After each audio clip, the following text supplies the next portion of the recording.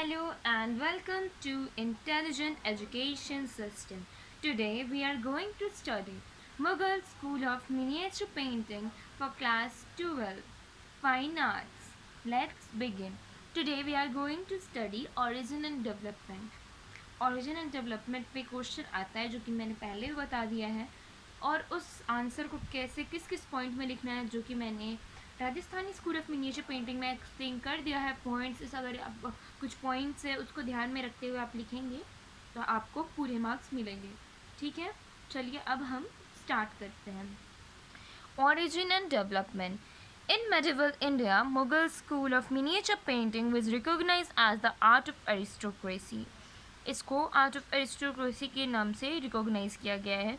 The Mughal art was quite different from सल्तनत और Islamic art which was prevalent in Deccan Muslim empire because the theme style of art, human figures, and artists of the Islamic art came from Islamic world of Persia और Iran and तुर्की। अब देखिए बता रहा है यहाँ पे कि मुग़ल आर्ट जो है वो जो सल्तनत और इस्लामिक आर्ट है उससे डिफरेंट है। नेम में तो वो लोग सेम ही लग रहे हैं, वो सब सेम ही लग रहा है कि वो या तो पर्शिया, ईरान या तुर्की से आया होगा। नाम से ही सजेस्ट हो रहा है कि इस्लामिक आर्ट होगा, लेकिन इस्लामिक आर्ट एलिमेंट नहीं है, ये टोटली डिफरेंट है।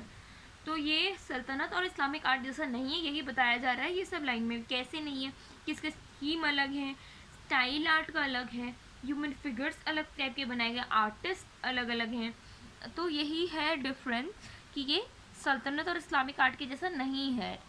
अब आते हैं the painting painted bye them were Indian only in the context that they were painted on the Indian ground, but the feeling of Indianness was not in them at all.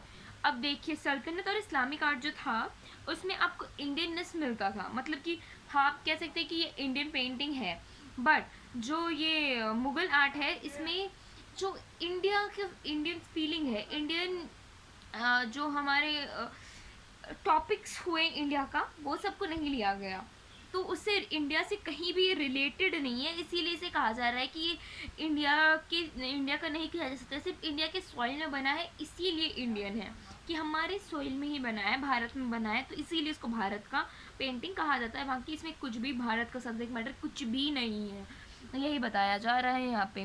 The view of Mughal art was quite different from the सल्तनत और Islamic art, जैसे मैंने बता दिया क्यों different है। It was not only Indian but also looked Indian, वही कि सल्तनत और इस्लामिक आर्ट इंडियन जैसे दिखते थे।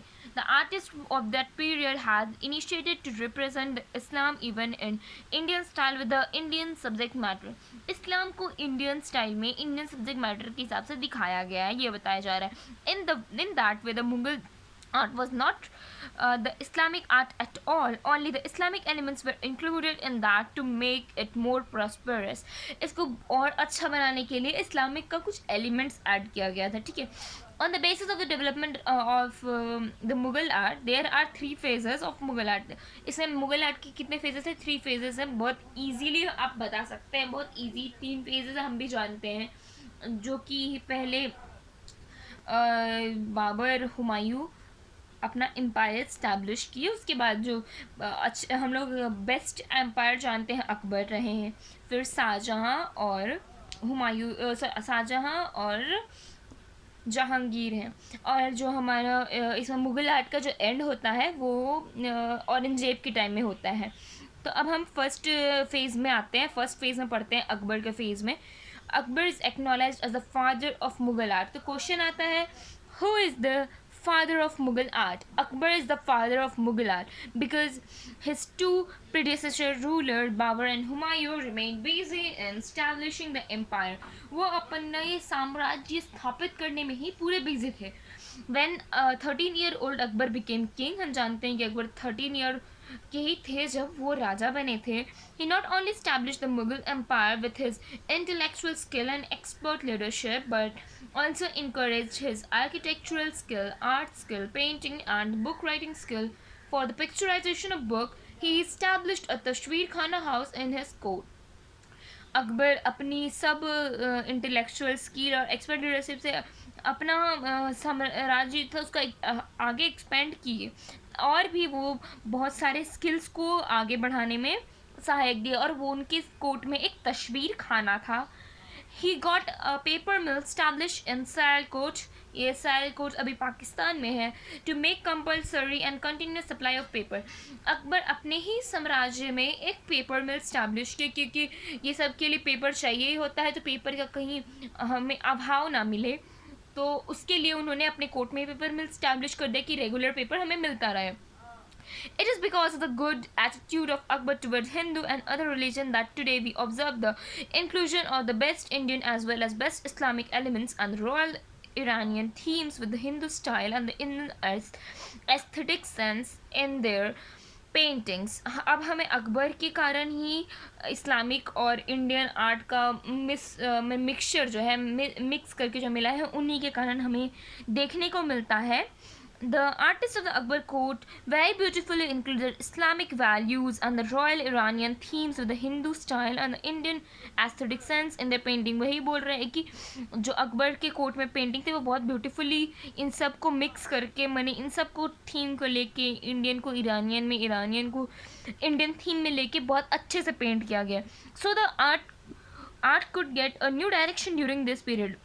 इस समय एक आर्ट को एक नया राह मिला, मतलब एक नया फील्ड में ही वो लोग पेंट करने लगे। अब देखिए, पहले पेंटिंग का कुछ काम ही नहीं होता था बाबर और हुमायूं के टाइम में, बट अकबर जैसे ही आए तो पेंटिंग स्किल्स जो थे, पीपल के जो स्किल्स थे, उसको उन्होंने इम्प्रूव कराया, उसमें उन्होंने बढ़ोतरी कराया। ठीक है। In Akbar's courtier, the Hindu painters were majority, but they were to work under direction of two Iranian master artists.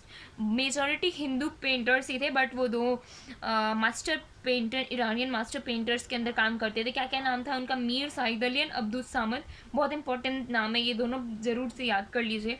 Mir Syed Ali और अब्दुल सामद। क्वेश्चन आता है कि अकबर के कोर्ट में हिंदू पेंटर्स किस दो पेंटर्स, इरानियन पेंटर्स के अंदर काम करते हैं, तो आपको नाम मेंशन करना ही होगा। और ये अगर आप मुगल स्कूल का कुछ भी लिखते हैं तो ये दोनों नाम आपको मेंशन करना ही है, ब्लैक से हाईलाइट है ये, तो ये आपको लिखना ही लिखना है।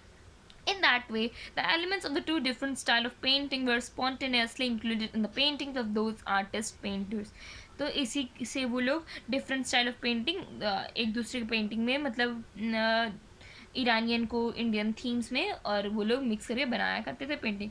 Akbar did not get the formal education. हम जानते हैं कि अकबर को पूरी अच्छे तरह से, मैंने कि जैसे एक किंग को पढ़ाया जाता वैसे नहीं पढ़ाया गया था, तो उनसे हम लोग इलिटरेट किंग, अनपढ़ राजा भी कहते हैं। बट अकबर सबसे बेहतर मुग़ल टाइम के राजा रहे हैं, इसमें कोई शक नहीं है।